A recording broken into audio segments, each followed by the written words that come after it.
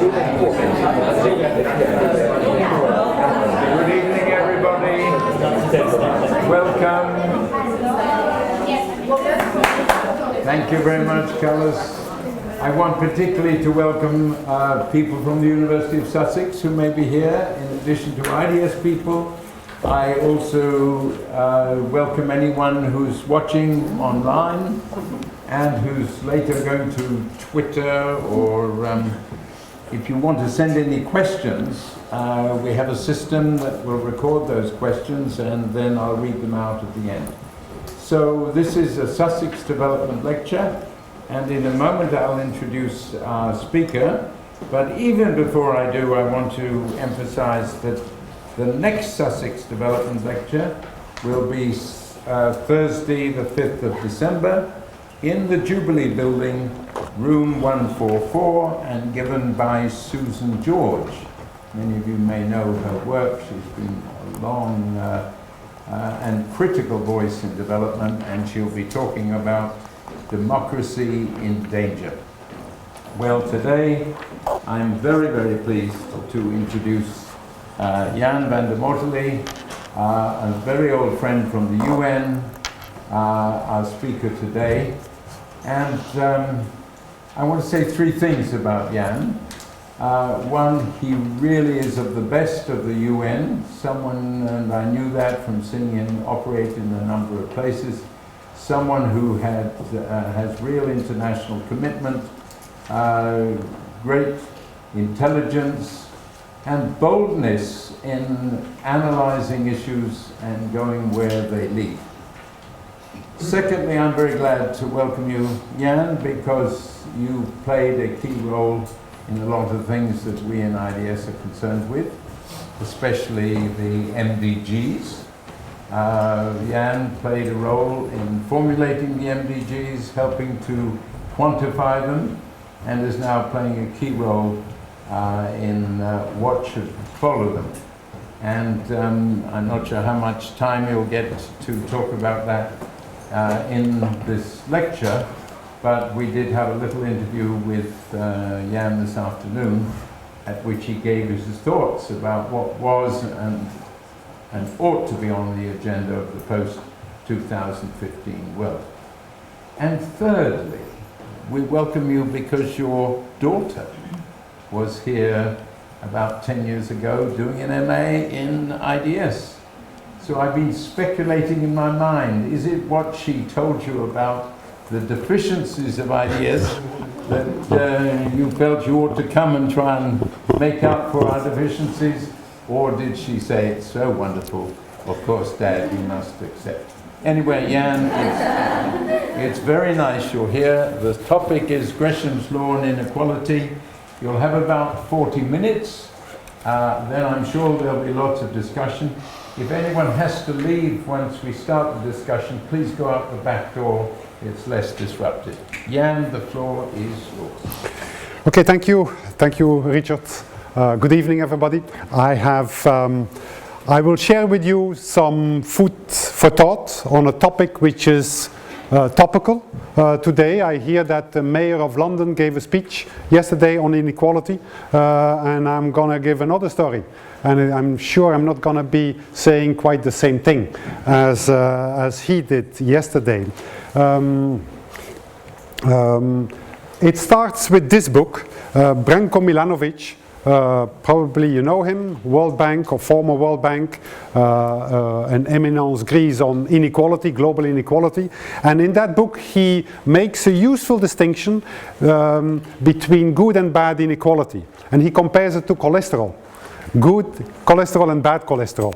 And he says that good inequality is the incentives we need for you to study hard, and then later to work hard and to take risks. This is the good inequality. And then he says the bad inequality is that which provides the people the means to preserve acquired position. Once you make it to the top, you stay there and you don't move anymore. Lack of social mobility, another topic that has been on the agenda in this country in the past few weeks. Yeah? And of course it made me think of another guy who wrote about the good and the bad. And this is good old Thomas Gresham, who lived in the 16th century, a financial advisor, and he didn't find it out, he just put it clearly together, and he said that bad money drives out good money. And he saw that the kings were minting coins and they were mixing up metals so that their gold and silver would go a long way, and they added other metals to the coins, and he observed that the coins with the least gold and silver in it were driving out the coins with lots of gold and silver in it, because what would we do? We would keep those good coins with lots of gold and silver in it and hoard it and spend the bad coins for our daily purchases. And so the Gresham's law is the bad money drives out the good money. Well, my thesis is that the bad inequality drives out the good inequality, as was defined by Milanovic. And we'll get going here. Lots of studies talk about inequality today. I'm certainly not the only one. It's a topic that is on the agenda. Those who have followed international politics probably have seen that the elections in New York for mayor were very much centered on that topic. And the winner was running a campaign exactly on the topic of inequality.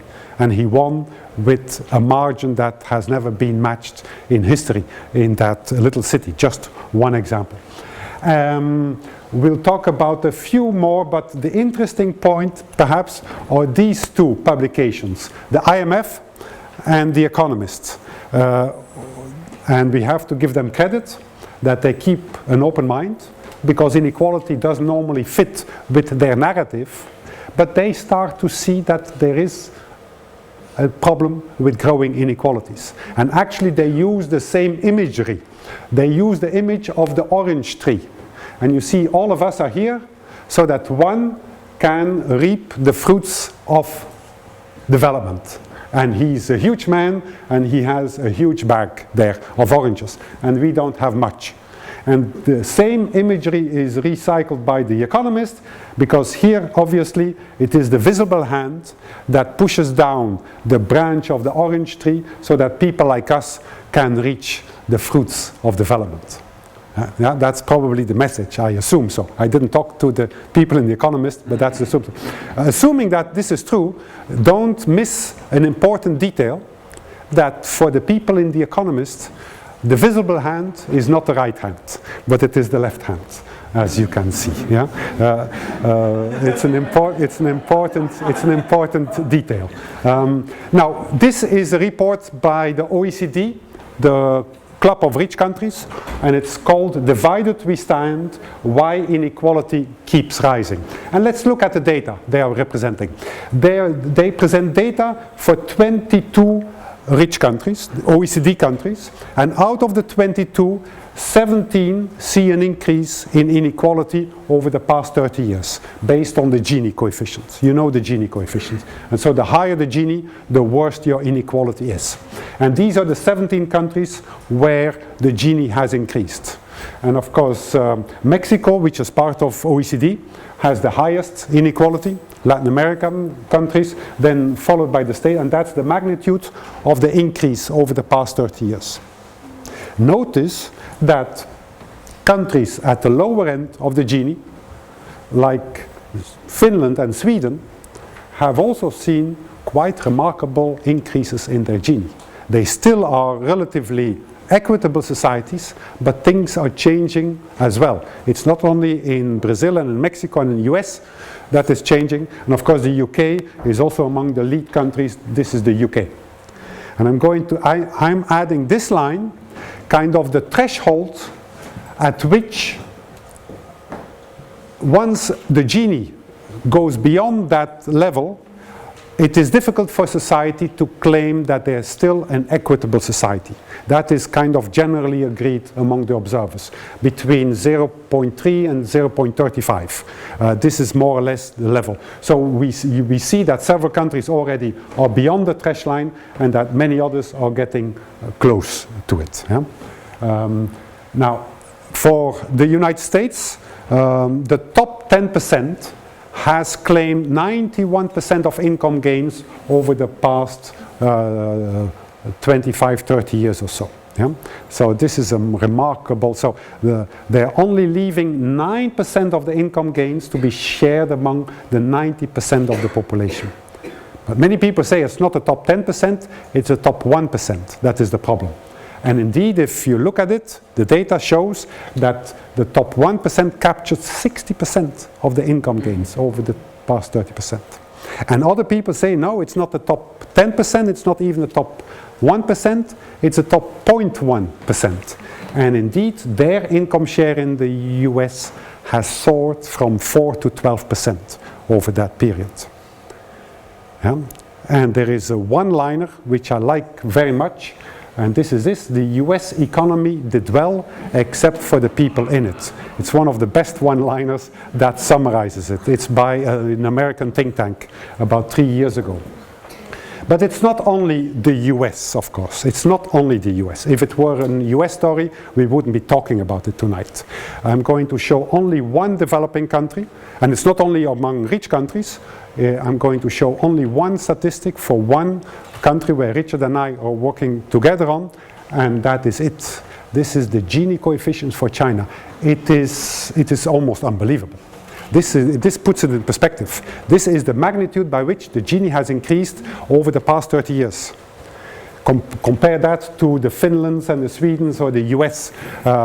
They belittle all the others. This is absolutely, I don't know whether there is any country in the world that has seen so fast and so big a change in income distribution in such a short period of time. But I could have put statistics for many other countries from all regions in the world, Sub-Saharan Africa, the Middle East, whatever it is. So, and also Palma, in Development and Change in 2011, has his famous article. Palma, I think, is a Colombian, a Chilean economist, apologies, a Chilean economist, and he says that about 80% of the people in the world live in regions where the median country has a Gini of about 40, and which is way beyond that red line that we put there on the diagram.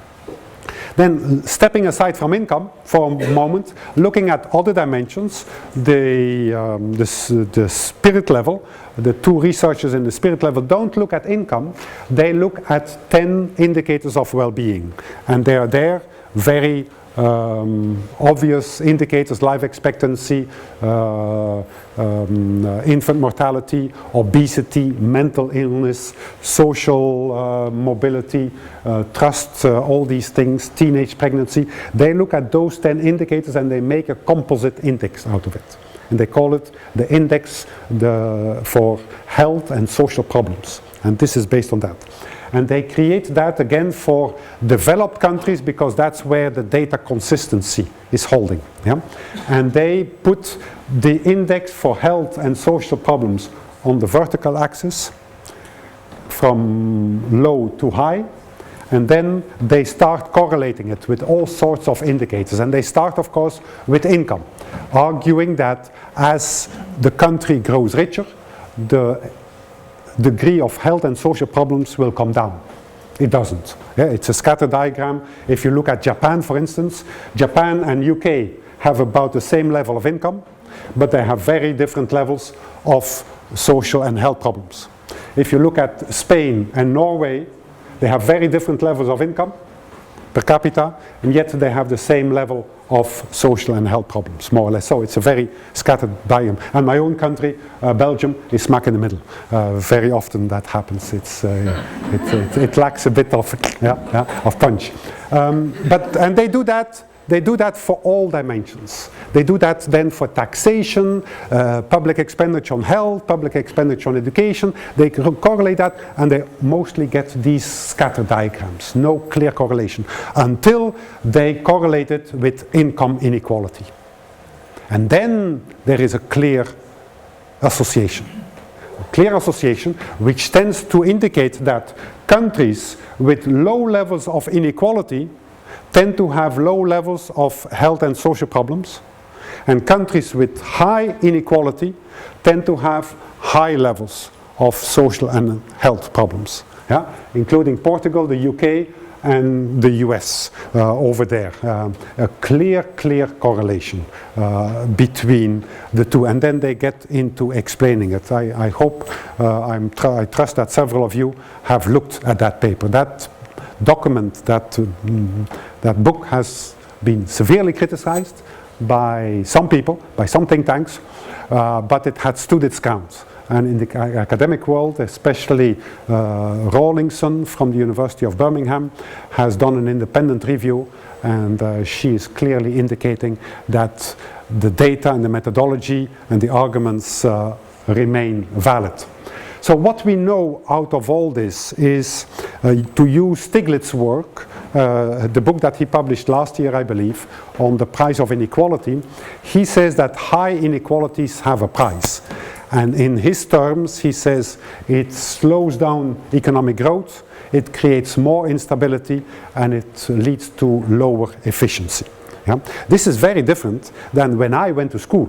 When I went to school, I was taught exactly the opposite. Yeah?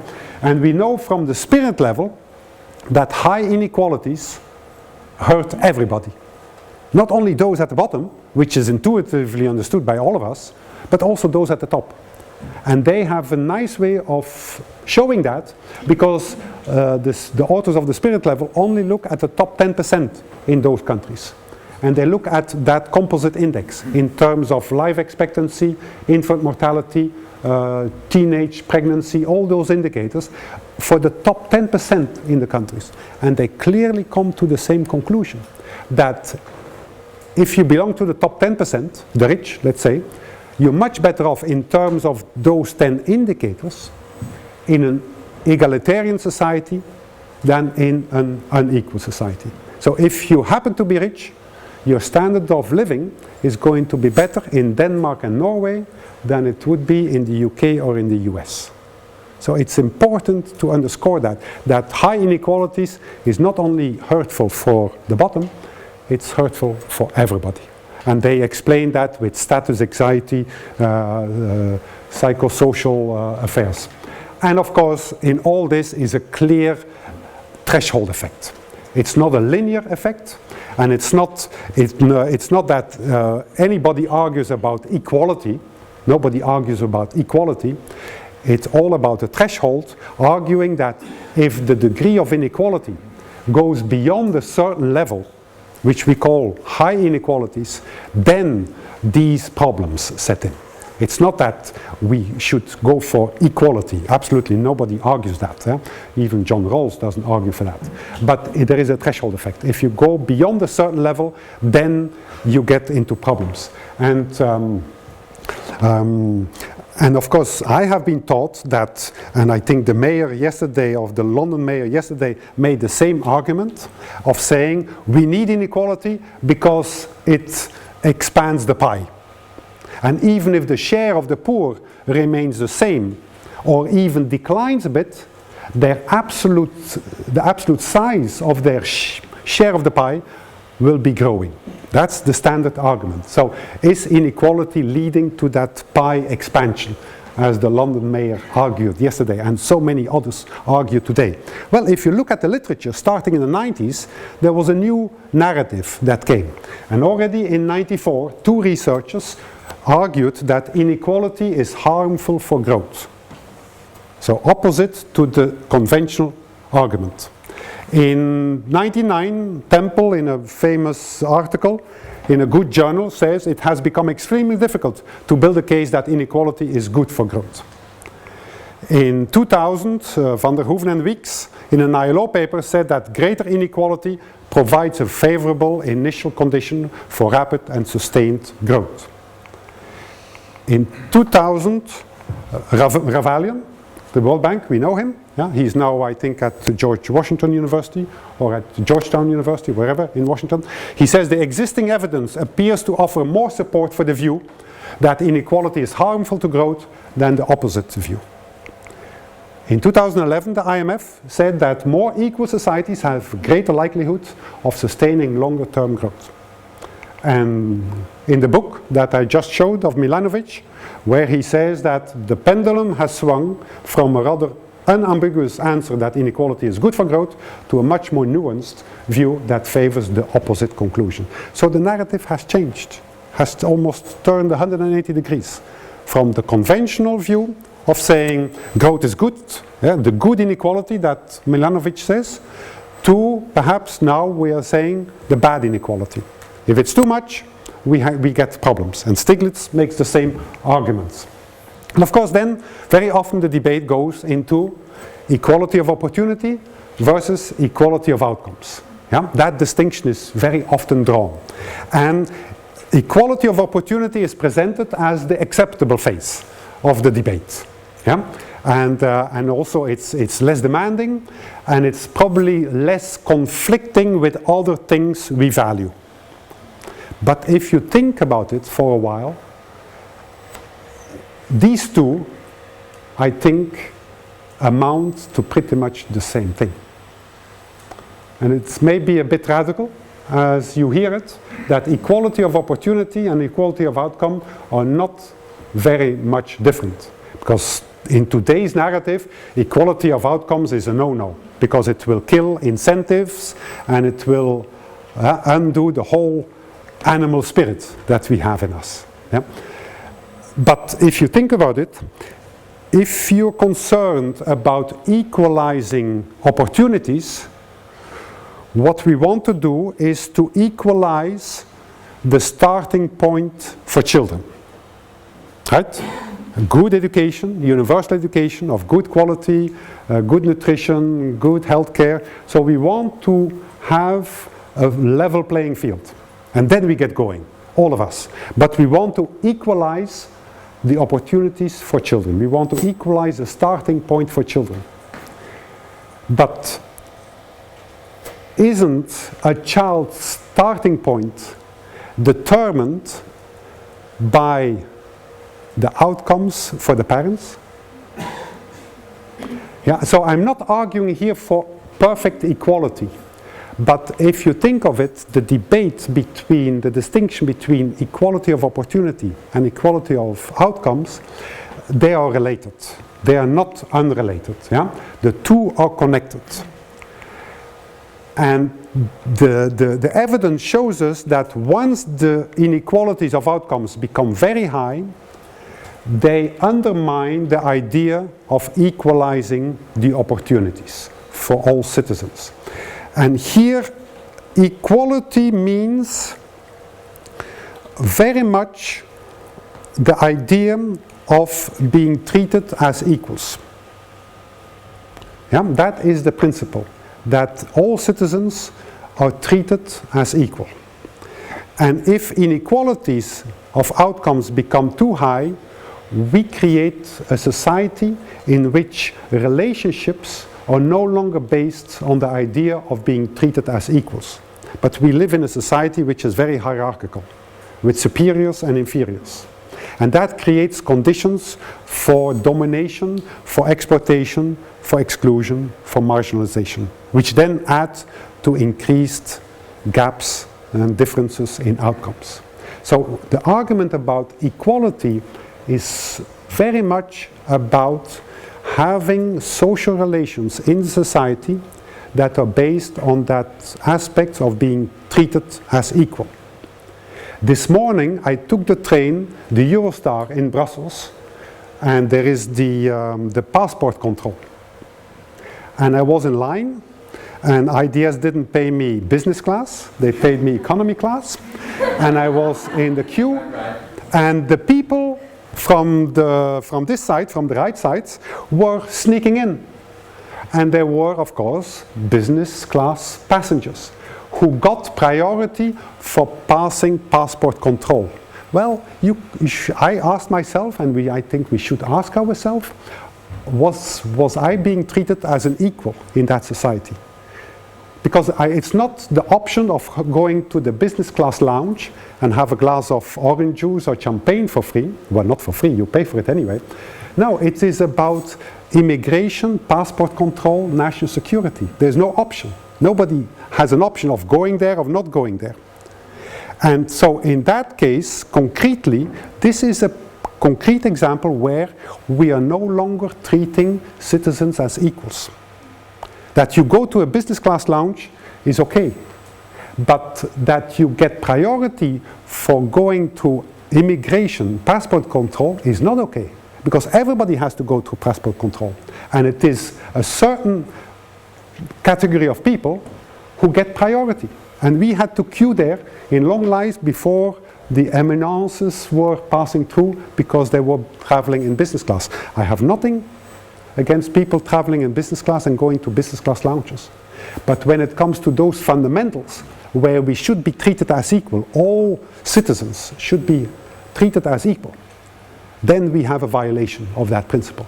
And so if we get high inequalities, that principles of equal treatment is being violated time and again. And so with inequalities rising, what happens in our societies is that the family background again becomes a determinant factor for outcomes. Much more than effort, than talent, or than luck is. And this is what you're facing in your career.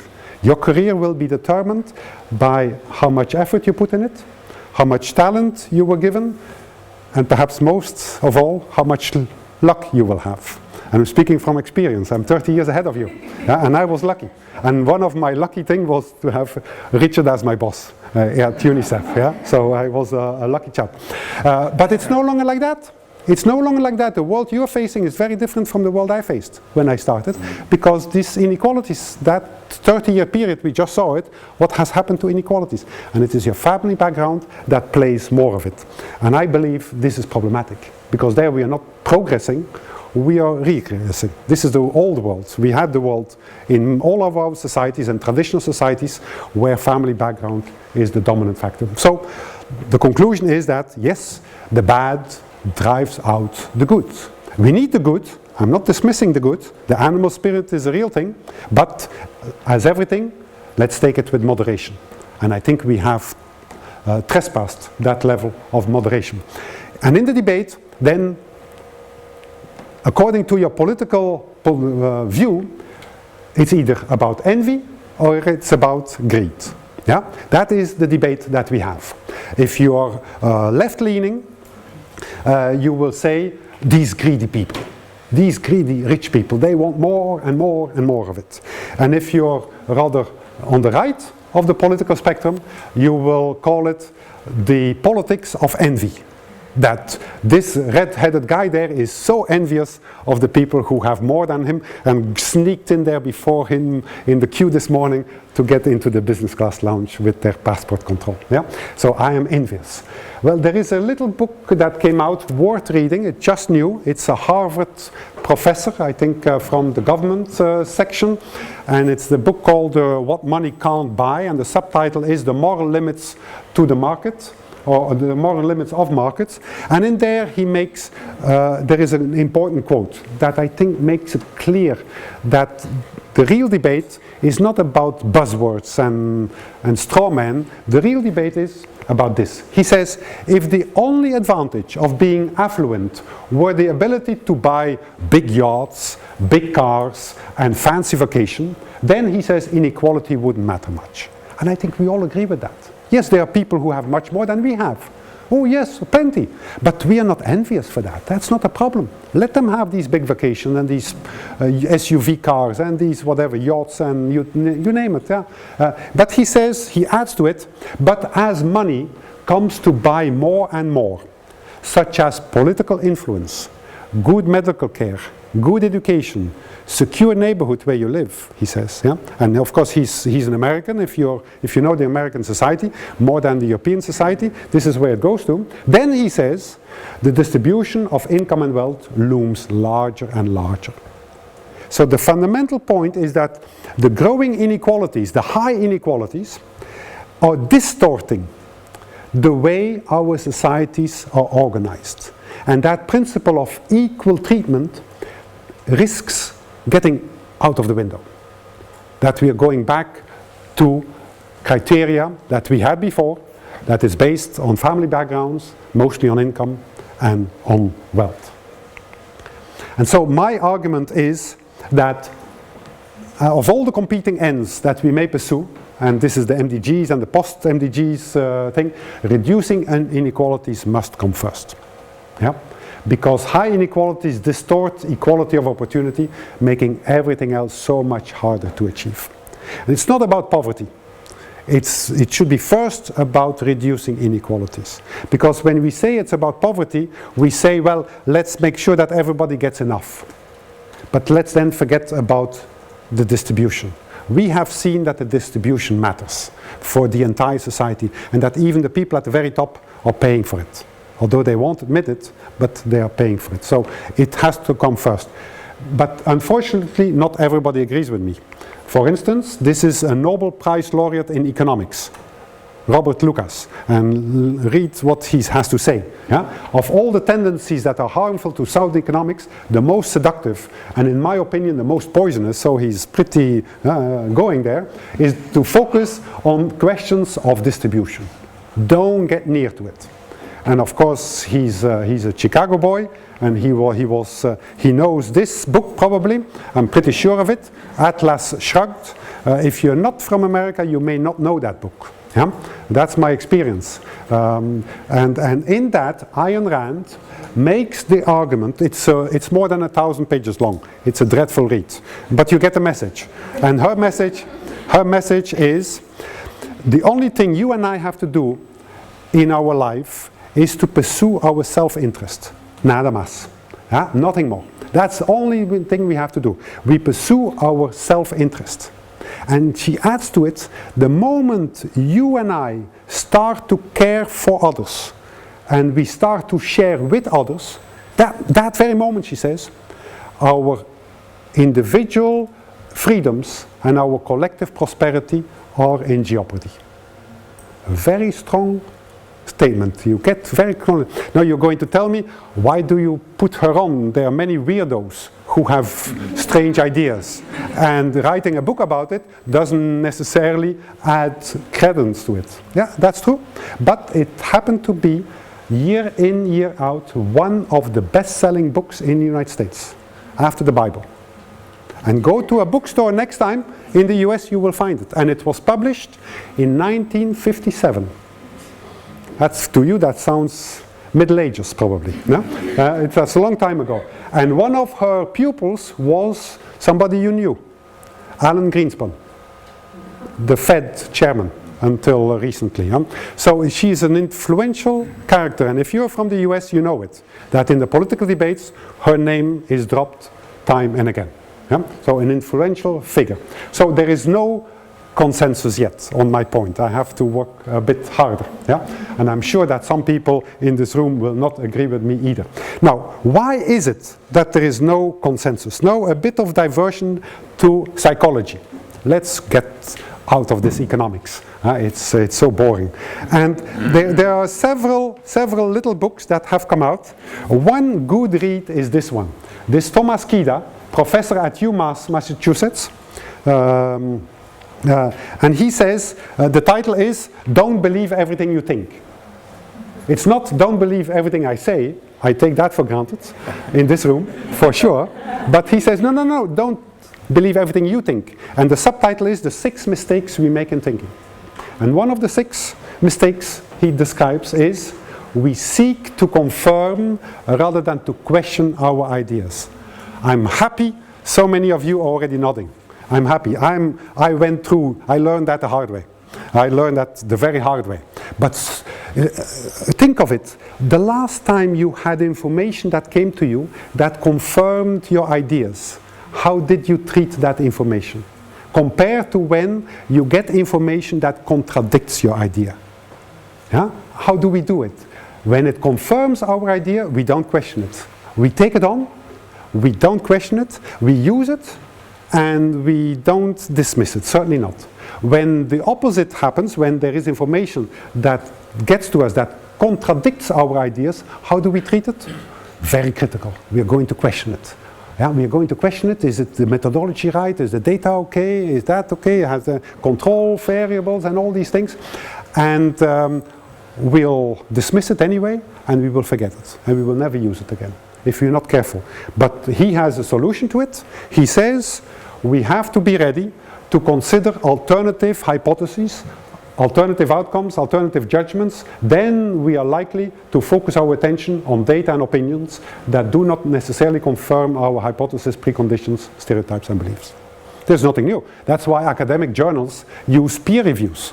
That's the very reason why academic journals use a peer review. When you will publish something, they will send it to 3-4 reviewers, and that's exactly to make sure that this happens. Because if that doesn't happen, there is confirmation bias. That's how we call it, yeah? Confirmation bias. And the whole thing is that we human beings are subject to visual illusions and to other illusions. Visual illusions, that we knew. This is the example. This is the example. You must have seen this before. Yeah? And the story is, which is the longest of the two lines? Well, it's not the top line. They are the same. And we have been told many times probably already that these two lines have the same length. But yet, when you look at it, don't they look different? Doesn't the top one look longer than the bottom one? Yes, it does. Yeah, you can't escape it. Even though rationally we know that they are the same length, they don't look the same. Yeah? So we have to be careful not to believe our impressions. But if it were only optical illusions that we were suffering from, it would be fine. But we are suffering from cognitive illusions, which means that we are making systemic mistakes in thinking. And it's not me who says it. I will show you a few things. My preferred example of all the experiment is this one. People get that question, a simple question. What is the percentage of African nations at the UN? Yeah, there are 193 member states at the UN, for those who missed the last count. What percentage of those 193 are African states? That is the question that is put to people. Anybody. But before you answer that question, they say spin a number. And then the spin goes from 1 to 100. That's percentage, right? But it is rigged. What the people don't know is that it's rigged. It either stops at 10 or at 65. That's the experiment. And once you have spun your number, you have to answer the question. And you know what? Those who arrive at 10, on average, answer that Africa represents 25%. Those who spun 65 say it's 45%. This is how serious this is. Now you're going to think, not me. I don't do that. Because everybody knows that this is a random thing. Spinning a number is totally random. So it shouldn't be associated with a rational answer to that question. But you know what? We do it. It's called anchoring, and there are other terms of it. And they have done that similar experiment and others to students from Ivy League schools and elite schools. And the sad news is that the same happens, if not worse. That students from good schools and from elite schools actually are more influenced by anchoring and other factors than normal people are. So don't put yourself above that. Don't say, I don't do that. No, we all do that. We all do that. Yeah? And it is this guy, Daniel Kahneman. Some of you have read that book. It's a tough read, but it's worthwhile. Eh? You learn a lot about it. And he won the Nobel Prize for economics. And he's a psychologist. What's that? Because he questions one of the fundamental tenets of economic theory, which is that you and I behave rationally. And if we don't behave rationally, it's because we are emotional. We get into love affairs and to fear and to whatever it is, and then we depart from rationality. This guy says, no, wrong, he says.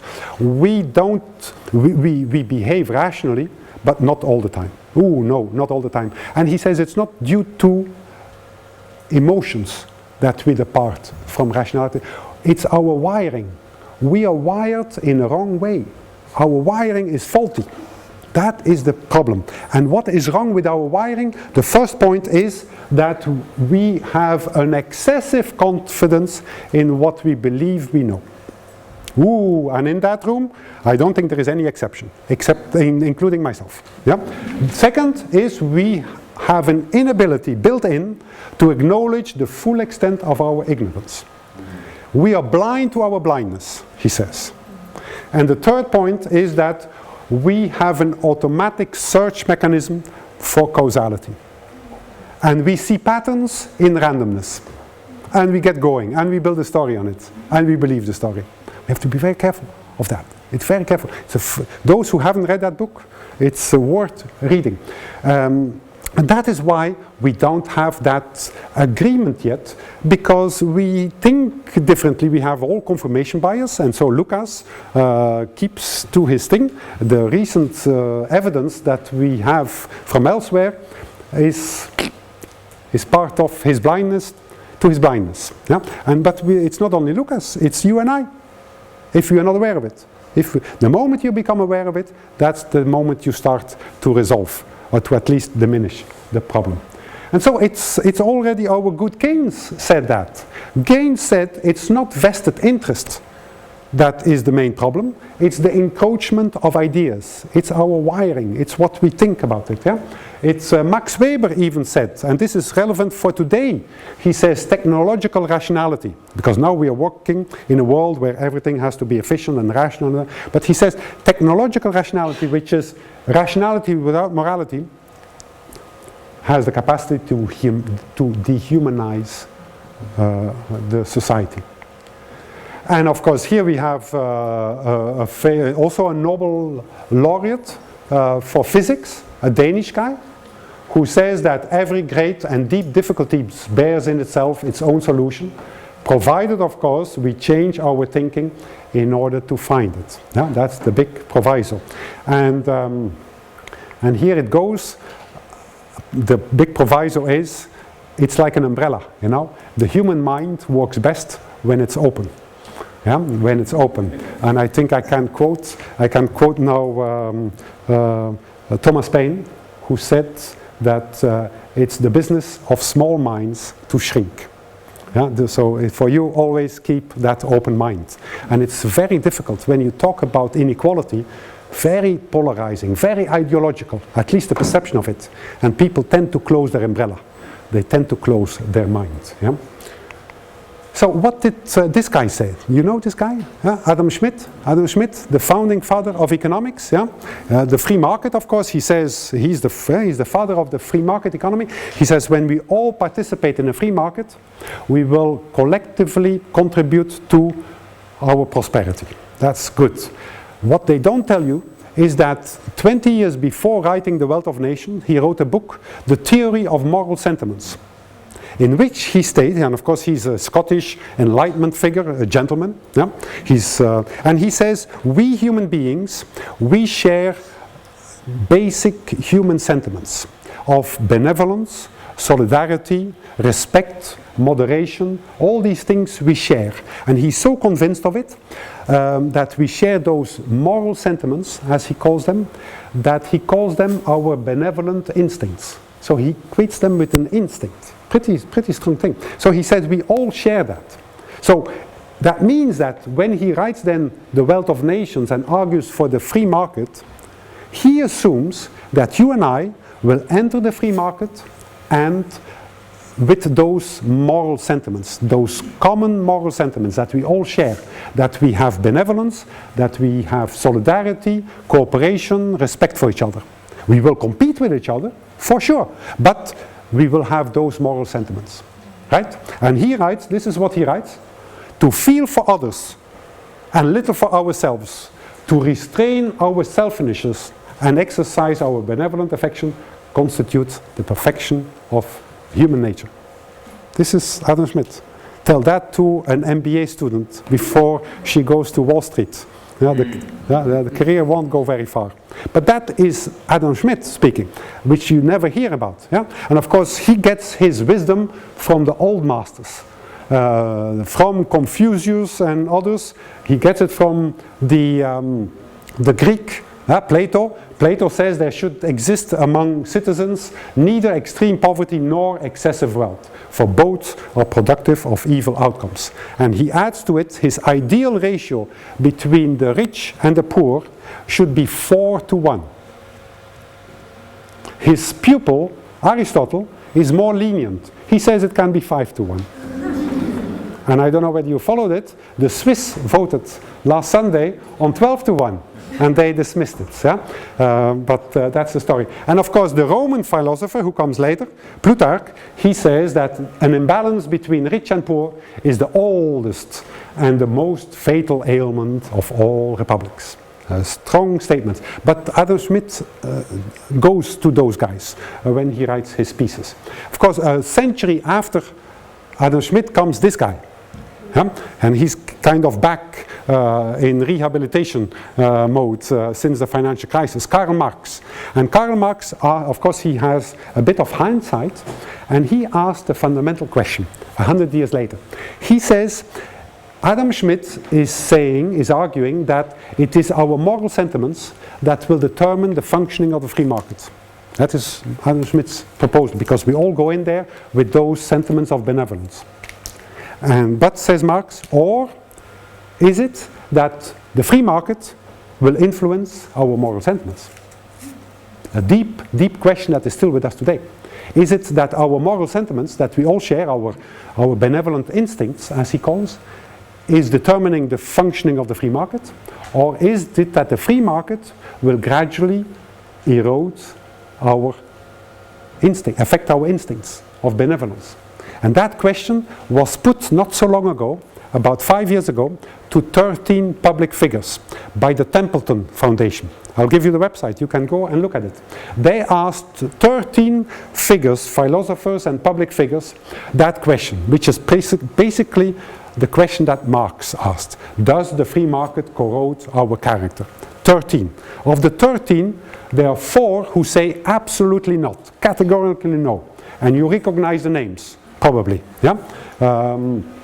Rick Santorum, a Republican runner for the presidency last year. Bhagwati is professor of economics at Columbia, a free trader. Ayaan Hirsi Ali, very famous in Holland. She is from Somalia, went to Holland and is now living in the United States. Very strong on her criticism of Islam. And then there is also Quing Lien He. She is kind of the female equivalent of Bill Gates. She's one of the wealthiest entrepreneurs in China. These 4 say absolutely not. And they write an essay about it and they give an interview. So they're not shooting from the hip. It's not a public opinion poll, yes or no, yeah, with a microphone in your throat. Yeah. They think about it and they argue, and it's good to read it. As our Thomas Kida said, always listen with an open umbrella to the other side. Yeah? Then there are another 4 who say no, but are less categorical, or more nuanced. Yeah? And here we have a former chess player, Kasparov, and we have a French philosopher, probably well known in the room, Bernard-Henri Lévy. They say no, but less strongly, and they make also their arguments. There are 2 who say it depends. And John Gray is one of them. This is not a John Gray of men are from Venus and men are from Mars and women are from Venus. This is the John Gray from LSE, the philosopher who took retirement. And then there are 3 who say yes. The free market corrodes our moral sentiments. And perhaps the bottom one is known. He used to be Labor Secretary under Clinton, and is now a professor at Berkeley University. But so you have 13 people, reasoned, intellectual people, reasoned people, and they put the arguments down. If you want to read it, www.templeton.org/markets, and you can see the video or you can read their little essays about that topic. Quite informative. But of the 13, 8 say no. 8 follow Adam Smith and don't follow Karl Marx in that one. Then I'm going to finish here, about a century ago, one of the modern Chinese thinkers put that line down. That he did that in 1923, and he said, in the future, a condition of prosperity without equality, wealth without peace will probably prevail. Pretty prophetic if you think about it, for the 20th century. We're not far off, so to speak. And so we could end here, and we could be ending on a pessimistic note. Yeah?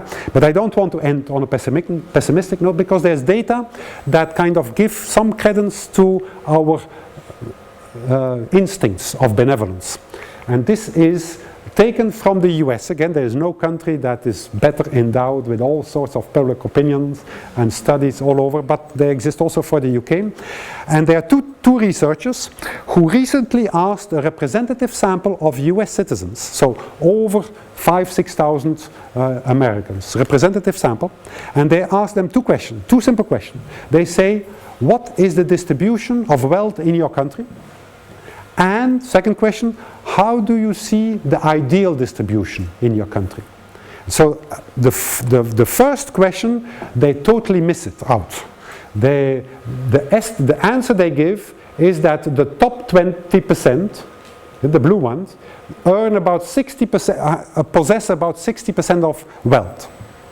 They think, that's the answer they give. Whereas in actuality, the top 20% have 85% of wealth. Yeah? They totally miss it. But when they ask them, ideally, what kind of a distribution of wealth do you want in your own country, then they come to this distribution, which is much more equal. Of course, the top 20 get more than 20%, of course. Yeah?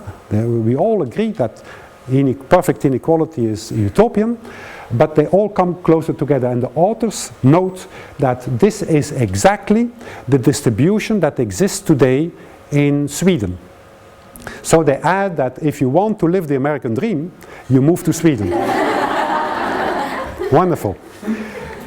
And the nice news is that in their report of Norton and Rayleigh, they conclude that they observed a surprising, they say, level of consensus, that all groups desired a more equal distribution of wealth.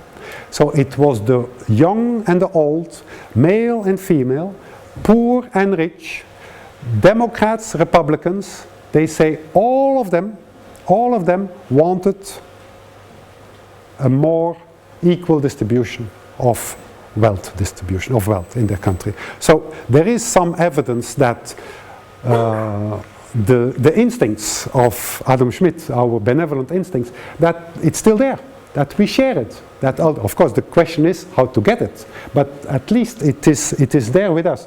That's why we listen carefully to what Tagore had to say, that we have to fight every day, every step of the way, but with our faith in the moral and spiritual power of man, of humankind. Yeah?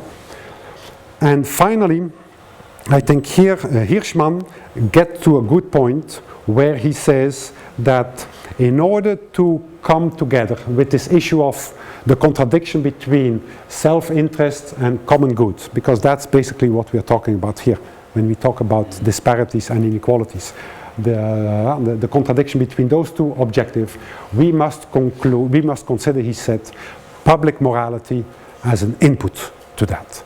And unfortunately, for the past many years, probably the past 20-30 years, economists, most economists, not all of them, but economists have had a big reluctance to put morality and public morality in their discourse. It's all about efficiency, Yeah, as Max Weber pointed out, and think Albert Hirschman here gives a good point that maybe we should go back to that public morality, yeah, of having that as an input. And when the mayor of London makes the classical arguments about good inequality, that we also add the moral consequences of the bad inequality, with together the fact that our levels of inequality have reached the threshold or already beyond the threshold. So we have to work on getting back within the bounds. And it's like an elastic. It's when you have a rubber or an elastic and society becomes more unequal, it's like pulling the elastic. And if you pull the elastic too far, what will happen? It will snap. And not only will you hurt your fingers, it will be impossible to put Humpty Dumpty together again. Yeah? That is what has happened. That is the risk where we are at when we don't go back to that public morality to make sure that we get back, because we are dangerously over the hump. But I know the perception now has been that I'm a strong ideologue and that I'm not objective, so let's have a bit of a discussion. Okay?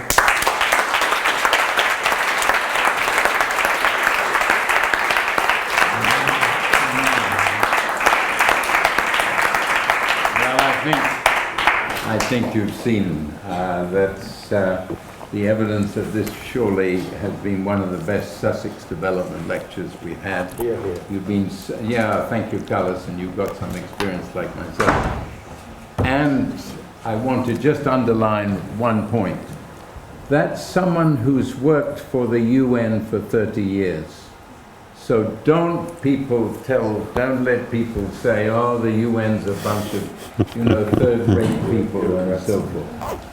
Thank you so much. Well, we've got almost half an hour, and I suggest we take 3 questions together, questions or comments or disagreements, and then I'm going to ask you, Hannah or Gary, to see if anyone sends in any questions, and we'll take those a bit later. But who with Carlos is going to ask someone right at the back and someone there. So 1, 2, and 3.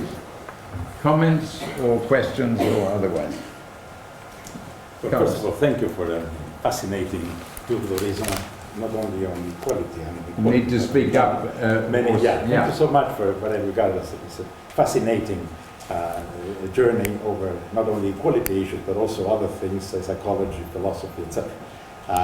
Just in passing, you could add an interesting quote from Einstein, you see, to the one that you had before, yes. which said that if this idea at first does not seem absurd, it's not worth pursuing. So that's Einstein. So give us that again. If the idea at first does not seem absurd, it's not worth pursuing. Wow. But 3 very quick points. The first one is that your table on inequality in the OECD, it precedes the entry of my country, Chile. It was in 2012.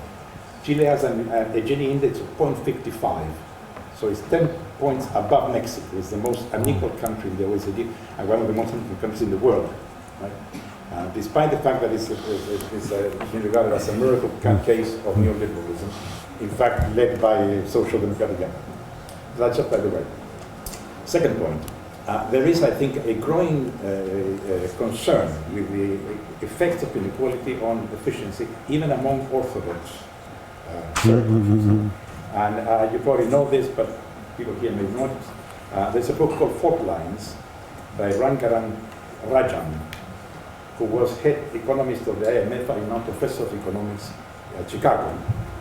And Rajan says that the financial crisis of 2008 was the result of inequality in the American society. As simple as that. Because the middle class were given to understand that there was going to be social mobility based on education.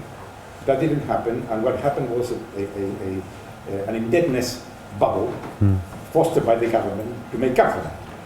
So in effect, he says, inequality in the United States is the cause of the financial crisis that became a world crisis. And this is Rajan, who was head economist of the IMF and now professor, of economics in Chicago. Right? My third brief point is that the opportunity is an outcome. Has an interesting twist in the work of a French sociologist called François Dubé, who suggests that one should talk about inequality or equality in mobility and equality in position. In other words, there are two different things. You see. What's the structure of the social pyramid? How far are the various steps in the ladder, as it were? Is the question of position. No. Now, the question of mobility is how can you get up, right? In the understanding that somebody will be left behind. So equality of opportunity, in a sense, is a chimera, because eventually there will be some who are not having a decent life, right? Yeah. So the issue really is how do you make the structure of inequality less unequal? How do you make the distance between the various steps in the ladder shorter? And then you ask, how can you help people move up? And it's true that some will, some will not, right? But the starting point is not really the question of equality of opportunity, which is a bit of a canard of the neoliberals, but the question of changing the structure of rewards and so on. Thank you very much. Yes, please. And speak up. This room is not always as easy to hear in as Thank you very much ought to be. for that beautiful presentation. Yeah. I think everyone here has been properly enlightened. My question is this.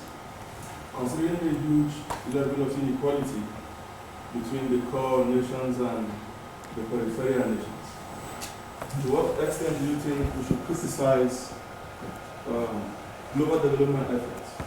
By, for instance, the World Bank, the IMF, and all their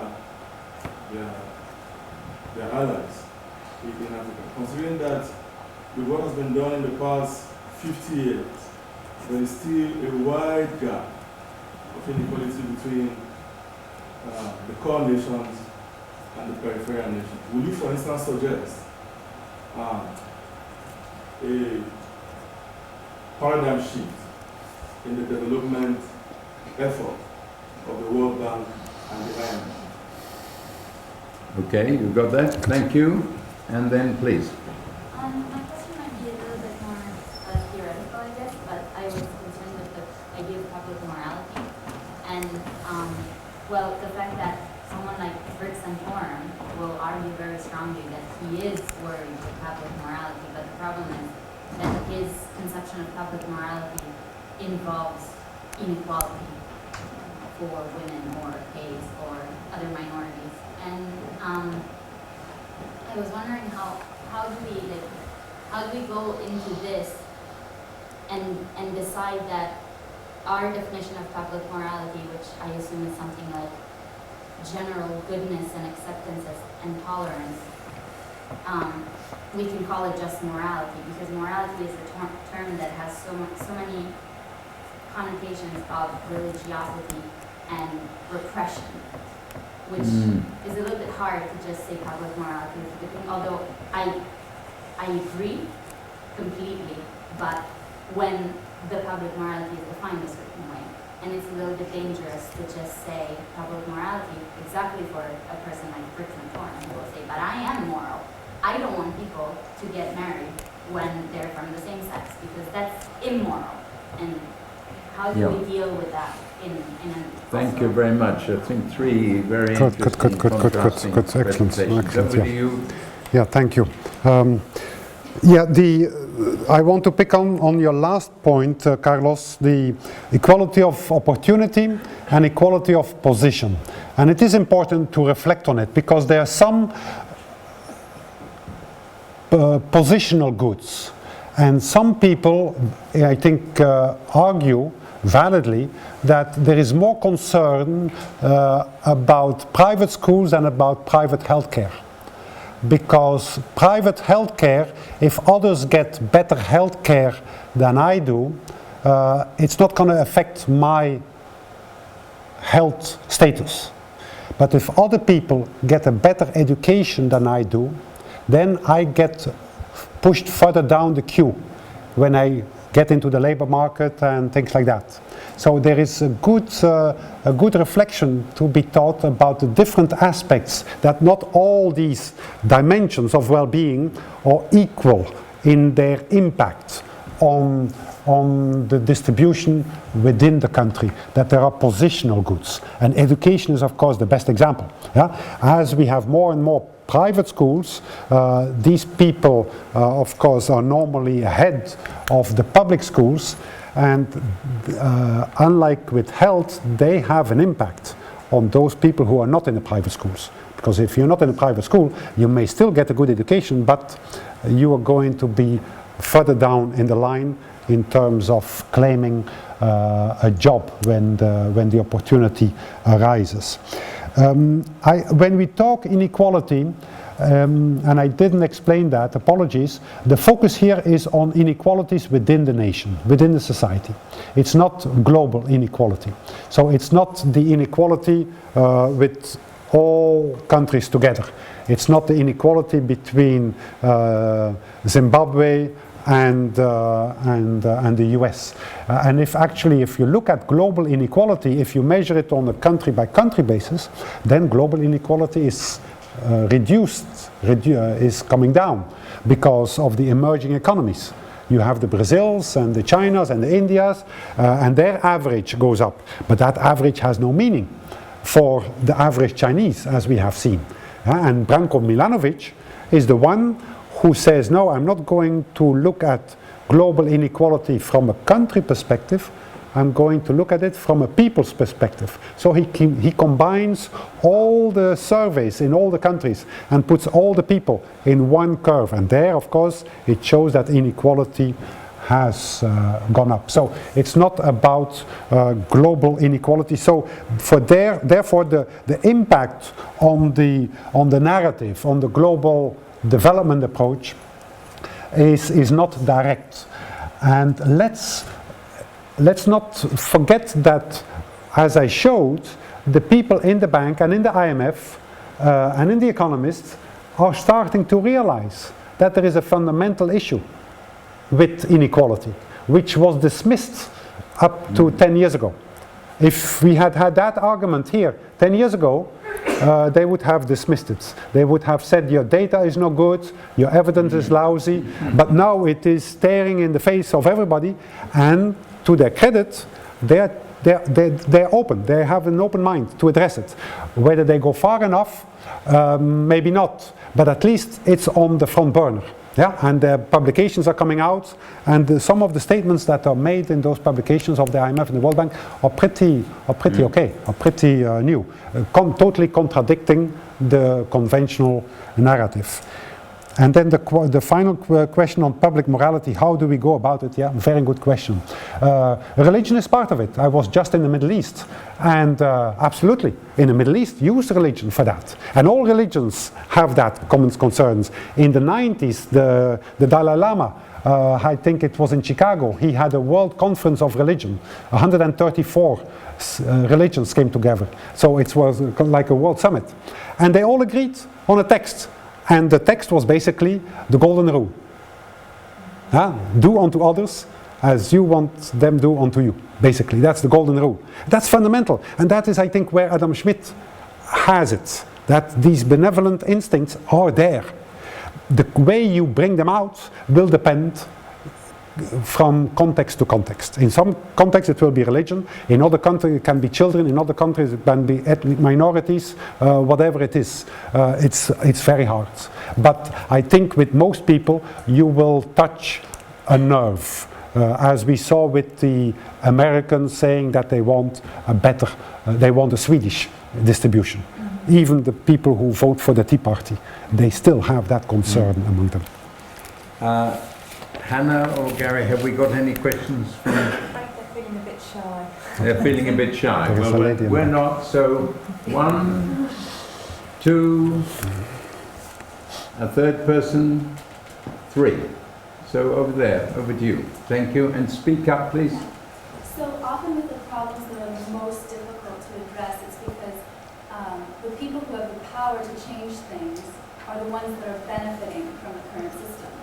But as you showed us with all of those indicators and this evidence from the book that you spoke about, the richest are actually being hurt by these levels of inequality. So how can we kind of convince that kind of strata of society to give give up some of their wealth for the greater collective good. I mean, you said that even your views are seen as quite ideological and might be marginalized. So how can we kind of change the discourse to encourage this kind of redistribution? Thank you. Ricardo? Thank you so much for the presentation. It is very interesting. And I think you're starting to notice that you are actually in a very sympathetic audience. But one of the things that I think about when I think about this, and when I'm looking into the new, the post-MDGs, and seeing that actually inequality seems to be there, and people start discussing that, is, so how do we go next, and how do we, I think one of the amazing things is that we're actually going to try and measure it, but again, measure has that thing. You see some things and you'll be missing some things by measuring it. And one of the things that I know in education, which is the area I work on, is Heckman talks a lot about, look, returns to education is a signal that education is a staircase to inequality, to reducing inequality of opportunities. It's a way to go there. But actually what high returns to education indicates sometimes is a massive inequality. That's what actually it's pointing out. And when you increase the number of people accessing education and good quality education, the pyramid becomes more of a rectangle, and actually returns to education are supposed to go down and not to keep up. So sometimes we measure, what you seem to be measuring kind of points out to the wrong direction. So because you are there, part of the process, what can you tell us about these indicators that are being thought of?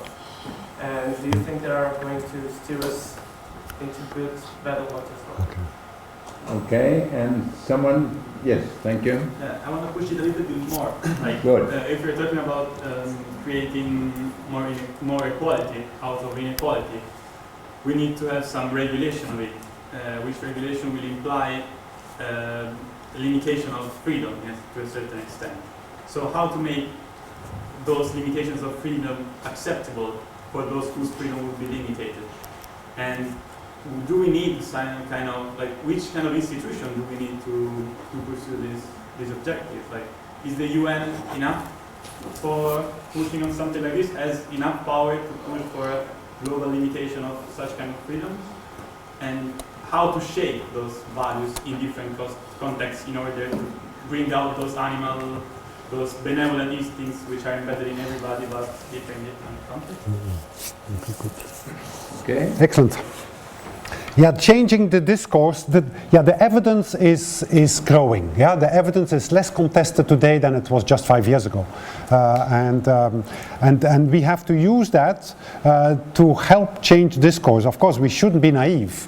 It will take a long time before we have enlightened self-interest. Yeah? But put the emphasis on two new elements of the narrative that we didn't have 5 years ago. First, that if inequalities become too high, your economy is going to suffer. That is totally new. Yeah? And it hasn't percolated yet. The mayor of London obviously hasn't been told yet. Yeah? But we can go and tell him and show him, and irrefutably. Yeah? Of course, the thing is, will evidence swing the debate?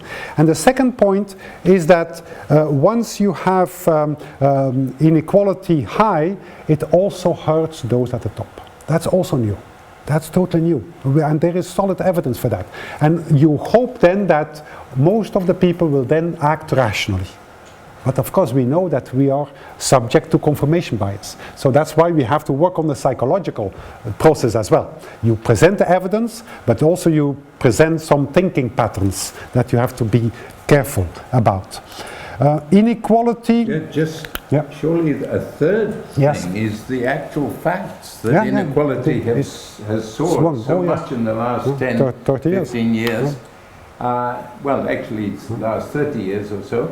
And I would say the journalists have been writing more and more about it. So important as it is for our little world of researchers and so forth, what the journalists say in the newspapers does seem to me critically important.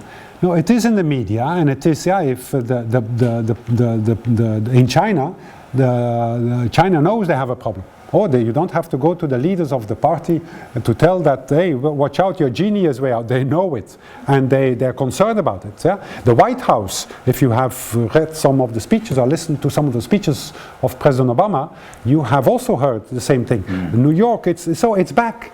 And actually some people are asking, why is the inequality debate back on the agenda? And I always say, no, that's the wrong question. The question should be, why has it been off the agenda for the past 30 years? Because it was there when Plato was around, and that's a long time ago. We saw that, yeah? And it has always been there. It's only for that 3 decades that it has eclipsed. Of course, with the end of the Cold War, the age of the West, the neoliberal agenda, but now it's starting to hit us badly. Ricardo, the inequality in the post-2015 debate, yes, that's the good thing.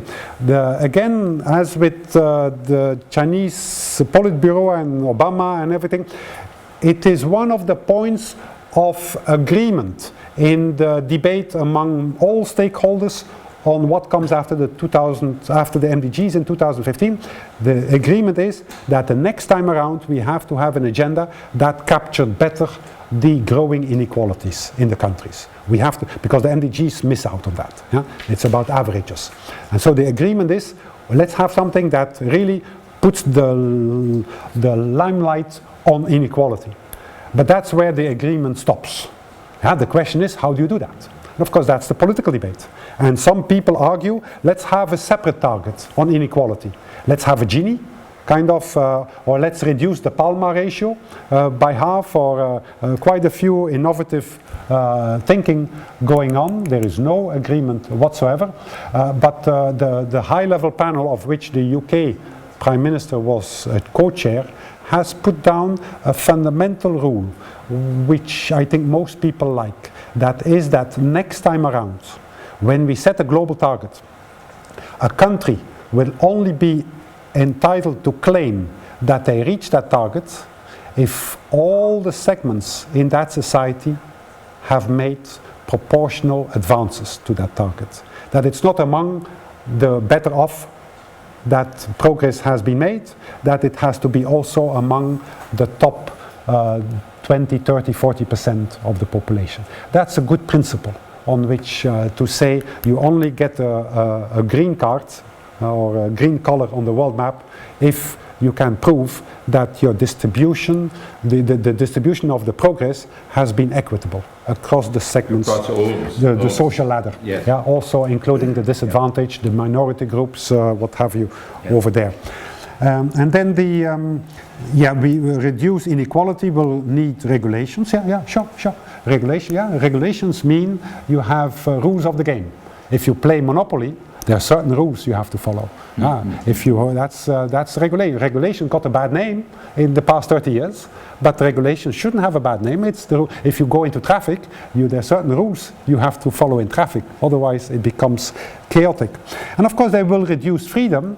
But as Fromm said, there are two aspects to freedom.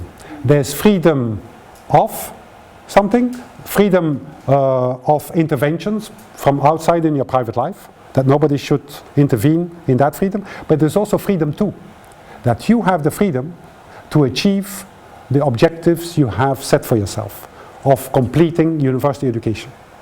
Yeah? And so you only have genuine freedom when you have the two freedoms together. In the human rights discourse, we call this the civil and political rights, which is freedom too. But we have the social and economic rights, which is freedom too, and the civil and the political right is freedom of. And somehow the debate often only focuses on one aspect of freedom, which is the freedom of the civil and the political rights. Important, but they're not the only aspect. And I think most people here again will agree that genuine freedom requires a bit of the two. And what is the role of the UN? Very limited. How do you shape the values? This comes from within the societies. Yeah, you can have, of course, Amartya Sen's and Nelson Mandela's around to remind us, and Desmond Tutu around to remind us about the deep values that we all share. But that debate has to take place within societies. There is very little that outsiders can do. Okay, we've got time for 3 more questions. I think they're going to be the last, so please, there's 1. Any 2, 3, Okay. 4. That shows that we can be Expansive. flexible. Yes. Okay, at the back, please, first. This could be a bit of an unfair question, but I think the discussion is important and needs to be had. For those of us who believe that inequality lies at the heart of the crisis that we face today, what's next? So what's our agenda? Are we saying that the system needs to respond to talent and effort differently, or that we just need to change endowments or starting positions of those who've been marginalized? Does that mean distribution of assets? Does that mean education? When we start thinking about this, it's a huge question, but it's an obvious one after we discuss inequality. You got that? Yeah. Okay. Someone, yes. My question is somewhat similar. We've been talking a lot about the stick, regulation, and sounds like taxation and such. But what about the carrot, like incentivizing changes in market systems that actually make it more wealth generating for those in the bottom billion, but also there are incentives for those maybe in the position of employers and those who are generating or capturing most of the wealth now to also benefit from changes. Jake? You made a lot of comments about the U.S. specifically, and then you said that this is more of a country-specific endeavor. So I was just wondering if you had any commentary on, in the perspective that you gave in the presentation on the Affordable Care Act and the controversy surrounding that. I mean, an attempt to provide health care for the bottom 15% of the population receiving so much negative feedback is in this perspective is incredibly surprising. Why so many people would be resistant to a system that provided care for people who couldn't afford it, but didn't change your own plan, didn't give you any greater costs, and that provides a little bit of an anomaly and an example. Okay. Right, and the final one. Yeah, my question is totally different and it's based on the human rights perspective. You said that human rights perspectives are divided into 2 sets. One is the civil and the political rights and the social and economic rights. But don't you think that the concept of free market coming into play, this 4 rights has somehow been misinterpreted, and instead of looking into the country perspective, we always have looked into other countries intervening and dictating others, saying that, okay, this should be a political rights, this should be a civil rights, this should be a social rights, and this is your cultural rights. And then all the ethos comes into where there is a conflict. And when you talked about every country should have, to reach that equality level, the post-MDG should have a regulation where each country should be given a green card on the basis of what it has done, how it is able to do it, perform it. So when we know there is an invisible intervention which has taken place and it will continue to take place, so how then the equality or the equity will come into it. So when we talk about free market, we talk about rights, we talk about having country-based regulation, country-based norms. But when you have the interventions, when you have all this inequality within the systems flowing in an invisible manner, how you tend to build an equitable or an equal, this post-MDG talk, that is the equitable society. Yeah. Okay, good. So what do we do next? Do we change the system? No, of course not. Let's not be utopian. And if you look at around, there are a few countries that are exceptions to the rule. Not all countries have grown more inequitable. Some have become less inequitable, more equitable. Yeah? And can you mention some? Yes, I will mention some. Brazil is one. Brazil is a very unequal society today, but it kind of has turned the corner. And the 2 basic instruments by which they have done that is minimum wage policy and is the conditional cash transfer on a big scale and a prolonged period of time. This is basically, of course there are other factors, but that's one of the principal factors. But another country that has reduced inequality and that has done very well in terms of human development progress is Bangladesh. Bangladesh doesn't have that government, strong government, this Lula approach to things. They don't have that. They don't have a miracle economy either. When do we hear about Bangladesh? At the end of the monsoon, when the country, half the country is underwater. That's when we see Bangladesh on the TV, basically. And there it has been very different, and it has probably been worked mostly through the women's agency. That this whole tradition of microcredit, putting much more power, decision-making power in the hands of women at the community level, at the individual, at the family level, has generated a momentum that has made the system less inequitable. And then you have Malawi in Africa, tiny little country that is also one of the exceptions. And Malawi, until recently, now it's turning again. Things come and go. But until about 2 years ago, Malawi was making good progress, and Malawi was making equitable progress in terms of having the bottom benefit. And they did it through what they call the starter pack program. The starter pack program was a wonderful idea. They say we are going to give smallholders, and when we say smallholders, it is really tiny small. It's a tenth of a hectare, or it's a fifth of an acre, basically. There's not a lot of land, and we are not going to give those farmers a subsidy in the form of a big bag of fertilizers and improved seeds. We are going to give them a bag of 1 kilo. Yeah, like we go and shop for sugar in the supermarket. They got a bag of fertilizers of 1 or 2 kilos and a bag of improved seeds. Why was this important? The temptation for this small farmer to go to the market and sell these big bags was gone. And they applied it to their little farms. And what happened? Whoa, the supply response. They started to grow much more of their maize, the staple crop, and their tobacco, the main cash crop. And that generated a little income flow in the family. And things started to move, and money was invested in education and better healthcare, and the social indicators moved on. So you have 3 examples which are totally different. We have different approaches, some very centralized, others more community-based approaches. And that is the lesson I have learned in my life, because we all have our automatic causation search, causality search. You remember that one of Daniel Kahneman? Yeah. We always want to make a rational story up.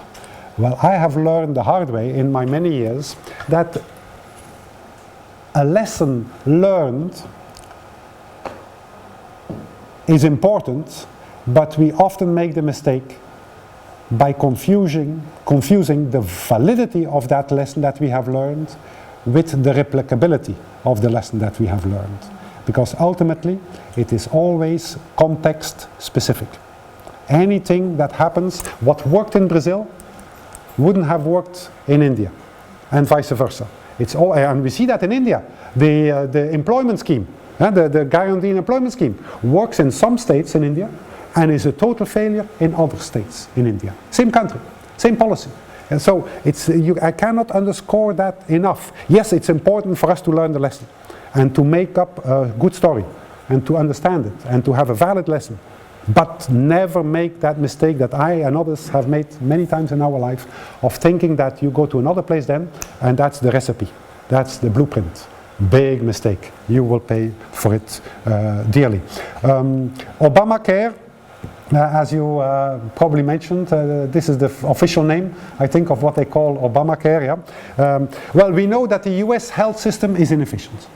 If you look at inputs compared to results, it's totally inefficient. Yeah? So there is a problem. And I think what they want to try is to address the bottom thing, but it got very political. And that's the issue. It got so polarized, it got full of ideology and no more facts and figures.